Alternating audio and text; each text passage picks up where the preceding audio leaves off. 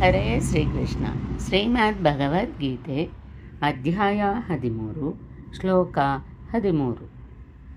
ಜ್ಞೇಯಂ ಯತ್ತತ್ ಪ್ರವಕ್ಷ್ಯಾಮಿ ಯಜ್ಞಾತ್ವಾಮೃತಮಶ್ನುತೆ ಅನಾದಿಮತ್ಪರಂ ಬ್ರಹ್ಮ ನ ಸತ್ತನ್ನಾಸದುಚ್ಯತೆ.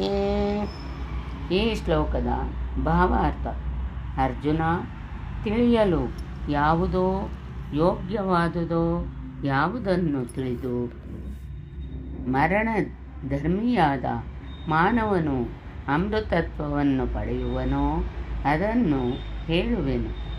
ಅನಾದಿಯಾದ ಆ ಪರಮ ಬ್ರಹ್ಮವು ಸತ್ ಅಲ್ಲ, ಅಸತ್ ಅಲ್ಲ. ಏಕೆಂದರೆ ಅದು ಬೇರೆಯಾಗಿರುವವರೆಗೆ ಸತ್ ಮನುಷ್ಯನು, ಅದರಲ್ಲಿ ಸಮೋಹಿತನಾಗಿರುವವರೆಗೆ ಅಸತ್ ಎನಿಸುವುದು. ಸಮಾಹಿತನಾದ ಮೇಲೆ ಯಾರು ಯಾರೊಂದಿಗೆ ಹೇಳುವುದು ಒಂದೇ ಇರುವುದು, ಮತ್ತೊಂದರ ಭಾಸತೆ ಇಲ್ಲ.